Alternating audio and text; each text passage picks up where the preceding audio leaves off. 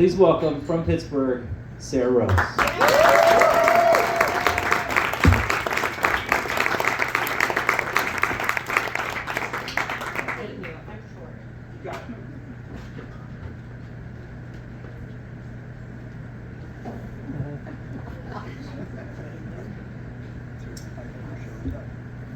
In university, I majored in family and consumer sciences. And family and consumer sciences is the new version of home economics. And I've always loved the home arts. I've loved cooking and sewing and crocheting and creating and building. And so when I went to university, I thought, what better thing for me to do than become a teacher who can teach other people these really creative skills. And so I did graduate with a degree in family consumer sciences, and I became a kindergarten teacher. And I taught little kids how to use scissors and identify shapes and make sounds, and it was a delight. And later in my career, I started teaching parenting classes in Boone, Iowa. And living in Boone, Iowa taught me a lot about who I was as a person, because everything about Iowa loved everything about me.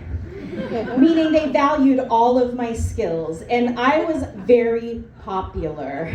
I was in cooking clubs and book clubs and crocheting clubs and running clubs, and I was on the board at the YMCA and the preschool, and everything about Iowa loved everything about me. And my favorite club was the cooking club, because every time I went to cooking club, I would bring individualized tiny little jars of my pickles and my jams, because I was an expert at canning. And I loved canning, and the cooking club looked forward to me coming because they knew they were going home with this special little treat from me. And one month at cooking club, my friend Jen came, and she brought the most beautiful biscuits I'd ever seen in my entire life, and I was thrilled, because I knew that my jam that I had brought was going to be perfect on these biscuits. So I went to the table and I grabbed the most perfect biscuit with the brown top and the little bumpy edges, and I slathered this thing in my jam. And I took a bite, an Iowa bite. I don't know if you know what that is, but it's a healthy bite. And immediately, the biscuit flew from my mouth. It was disgusting. It was visceral. I couldn't control it. It was just popping out into my lap. And Jen, who made the biscuits, makes direct eye contact with me. And something you should know about the Midwest, which Ohio is technically a part of. Okay, so I don't know that I believe that, but I'll go with it for the purpose of the story. We have very strong work ethics in the Midwest, right? And we also value a lot of really important things like being polite. And in Iowa, we really value being polite. And so when I saw Jen's face and me spit out that biscuit in public, in cooking club, I had a decision to make. And I had to decide, was I going to be I, or was I going to be Iowa? And I decided in that moment that it was more important to be remembered for being kind than for being remembered for making really good jam.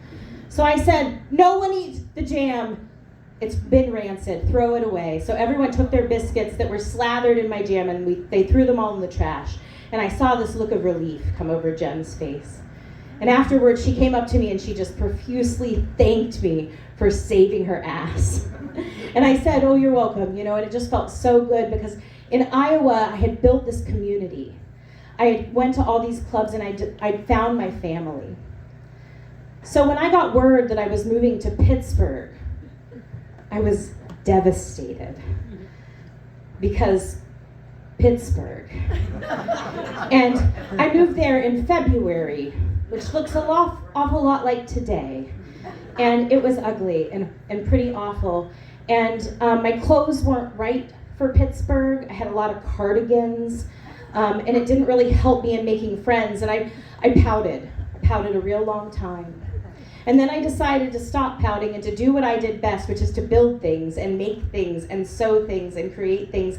And I went to these meetings, and everyone there was twice my age. And I was like, where are my people? Where are my friends? Where are the people that want to do the things I want to do? And they just didn't exist. So I decided it was time to do something different.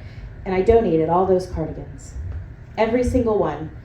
And I bought jeans and Doc Martens. And I bought a tiny little corset top that just made everything perfect. The right bra does a lot. And I found a poetry slam. And I thought, you know what? I've tried all these things, and now I'm gonna go be a poet. And I showed up at the poetry slam every week.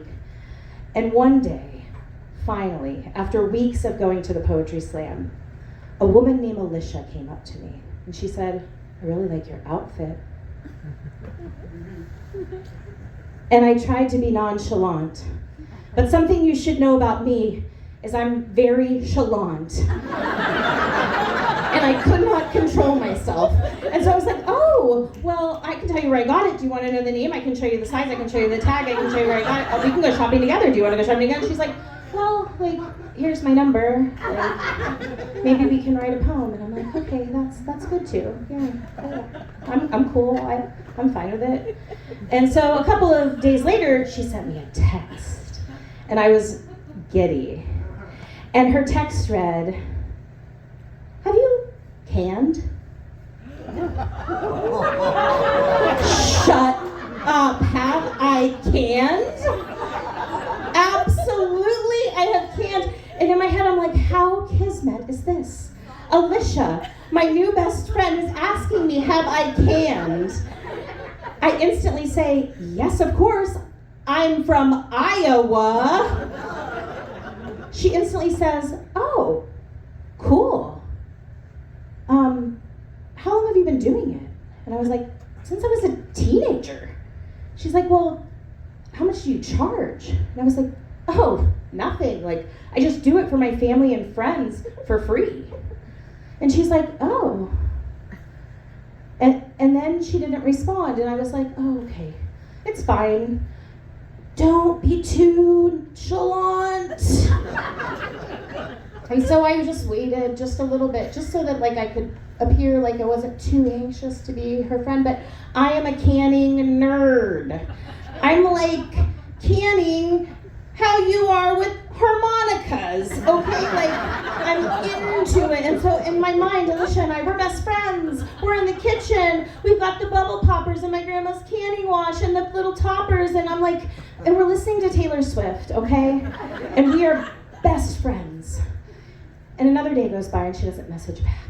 And I think, okay, well, I'm just gonna send a message. So I crafted it and I thought about it. And I said, hey, I have all the equipment. And if you wanna come over on Saturday, I can teach you how. And I'm pretty, renowned in Iowa. No response. At this point, I realize I'm too chalant. It's happened. She doesn't like me. I came on too strong. And so I'm regaling my husband with the messages because I really want to understand where I went wrong. And he is from Pittsburgh, so he will surely understand their culture. And so I'm reading him the messages, and he said, what? Can you read that again? And I read it again, and he starts to laugh. And I go, what? And I read it again, and then I read it aloud the third time. And the first message says, do you cam? With an M.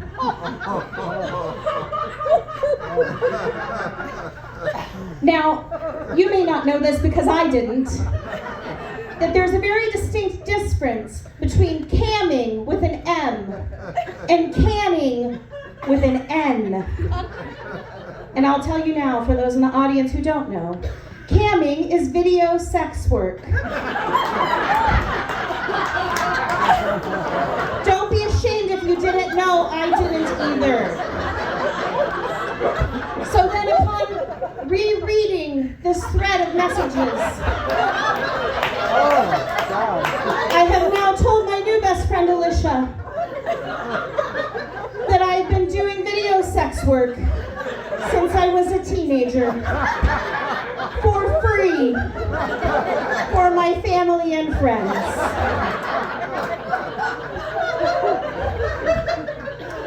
Yes, so since living in Pittsburgh now for 12 years, I've noticed a lot more similarities between my old life and my new life.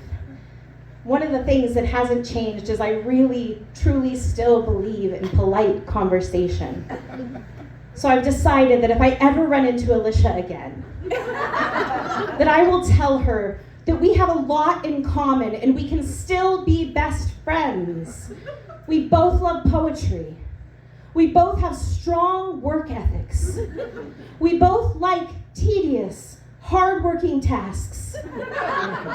And we both have a strong desire for new friendships. Thank you. So this is my show and tell. These are pickles that I made with my dad for free. And today you can get them for free. I brought toothpicks. Please, before you leave the show today, come try one of my pickles. Thank you.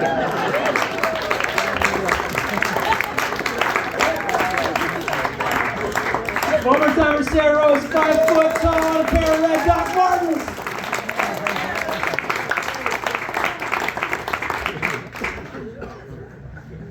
The award for best pickles and best shoes, Sarah Rose from Pittsburgh. Wow. Okay, remember earlier it got really heavy? Deep breath. Well, that was a lot of chalant. Deep breath, everybody in? Everybody in? Hold it. And out. Dave, isn't that great without cigarettes? That's a good pull. That was good. Yeah. All right. Okay, you guys ready for another storyteller? Yeah. Right. You guys name place to be. You guys are good? You guys all know you can stay out after 9? We're all right? Okay, here we go. I just like to look at this watch. This is a badass watch. I just like to look at it. I can't even read it without my glasses. I just know it looks cool. That's enough for me. I was going to make that my object, but I don't have a story about it, except I just really like it, and I can't even read it. So it's fine. Okay, let's get on to the next storyteller. Jackie, are you ready? You're just laughing and smiling. I love Jackie, high cheek, smiley, squinty eyes Jackie. It's my favorite Jackie. She's up next. Jackie Andrews is founder and executive director of this group, Story Swap. Jackie's performed as Moth main stage storyteller, traveled all over the country with the Moth. Was included in the Moth's best-selling books, How to Tell a Story and The Point of Beauty. You should pick those up and find her story like I did. She's currently a co-producer and MC for Speakeasy Storytelling in Columbus, Ohio, and a Story Slam alum from Dayton, our favorite teller out of Columbus. Please welcome Jackie Andrews to the stage.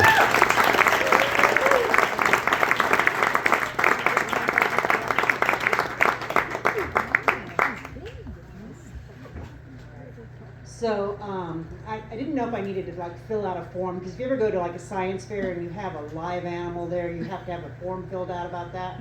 But my show and tell tonight is actually my husband.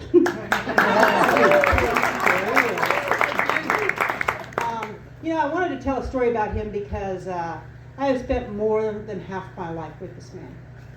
And the truth of our marriage is that I love him more today than the day we got married.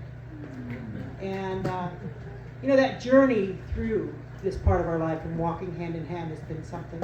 And tonight I'm going to tell you the story of that, but I'm going to tell you through the music of that time. You know what I mean? I met him, we were both in the military.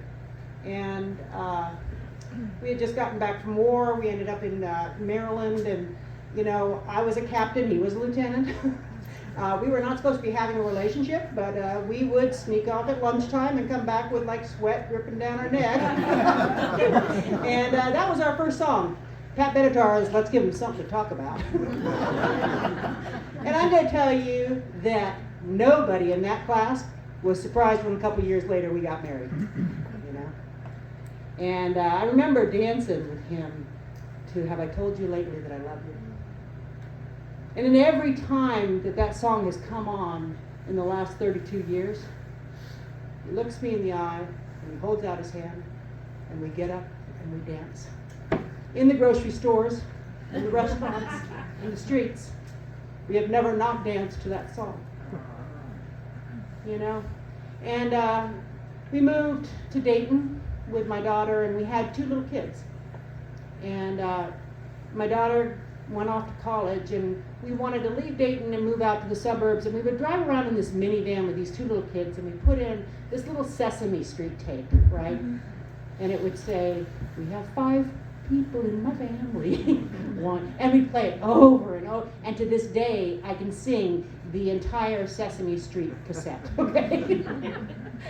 And we found that house in the suburbs, and we raised those boys, right? And they became teenagers. And you know, the weekends were always real fun because my husband loves to cook breakfast. And so he would cook these breakfasts. And my teenage boys would get up, and we would put on, we had these speakers in the ceilings of our kitchen, and we would crank that music up. Thank God we lived on an acre of land. And, and we would all scream at the top of our lungs, "I like toast! Yeah, toast!" And we would shave our heads and scream. this really great time with these kids. And then we didn't get to choose our music for a long time. You know, suddenly it was the school fight songs and national anthems, and you know, before we knew it, we were dancing to our daughter's wedding song, and then our son's wedding song. And suddenly, I was 60 years old. And I'm going to tell you, 60 hit me differently than any other age. More than 21 or 30 or 50, 60 hit me. And it's because medically, a lot of little things started going wrong. And I went for a test, and the test wasn't good, and they said, you know, you got like a 95% chance of something imminent will happen. And that's heavy news to get. And that year, kind of just let a lot of things go. And one of the things that I let go was, you know those weeds that we have that are like yellow flowers? They're probably about this high, and they grow all over the fields here in Ohio. They took over the back of my backyard where we live in the woods, and it was like this area that came up, and those weeds just overtook everything, and I didn't pull a single weed. And one morning we got up, and Steve was cooking breakfast. And he was standing at our kitchen window, and he looked down over that field of yellow weeds. You know? And I came and I stood next to him, and he goes, "My God, that's beautiful, Jackie." And I stood next to him, and I said, "It is." And the only thing that could make that more beautiful would be you standing naked in those flowers. Now, I need to let you guys know that my husband is from Connecticut, and he is a Yankee through and through. If he could take a shower in his clothes, he would. And he has no chance in hell that he's going to be standing naked outside. But we go on and we talk, and you know, the morning goes on, and we begin to talk about things that we didn't want to have conversations about that needed to happen. About, like, do I want to be cremated, or do I want to be buried? And do I want to be in Ohio, or do I want to be in Nebraska? And we have this really heavy conversation. And that's when, you know, I wanted to take a breather from that, and I said, "Hey, baby, I got a new song for us." And I played him this song by Jason Isabel. It's called "If We Were Vampires." Now, the premise of the song is this: that if we were vampires, we'd just go out on the streets and we would just smoke, you know what I mean? And we wouldn't have to worry about things, it would just be like fun. But we can't go on forever. And maybe I'll be gone, or maybe you'll be gone. And maybe we'll have 40 years together, but one of us will need to go on without the other. And as I'm playing this beautiful song, we're holding each other and we're crying. And it's not one of those beautiful cries. It's one of those sloppy cries. And when the song ends, I go into the bathroom and I blow my nose and I pull myself together and I come out of the bathroom and my husband is gone. And I look out that kitchen window and he is standing naked in those flowers.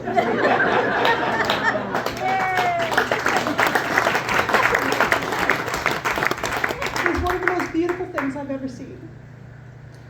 And I know I'm never going to see it again, so I grab the camera.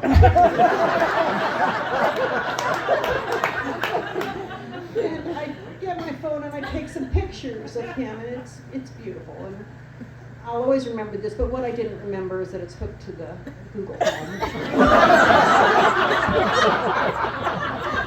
And my daughter is my sister is going to come from Pittsburgh, and she's standing in the kitchen, and I don't know where, someone in the house, and I hear her yell, "Hey, Jackie, what's this picture of Steve standing in the house?"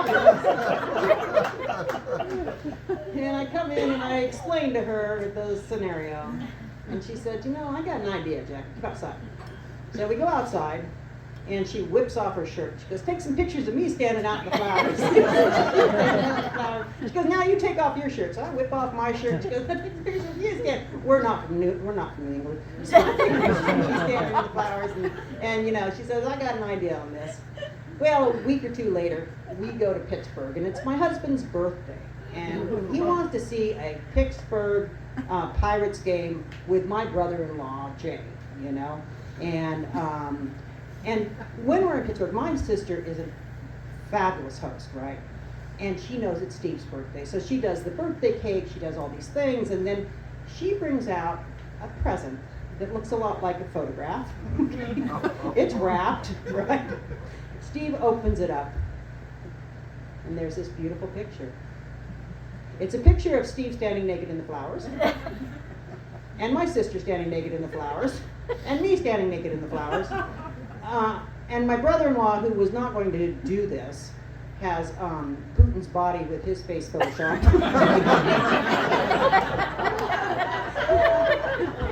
And she gives Steve this present, and she tells him that even though one of us may go on without the other, we have a family and we will never be alone.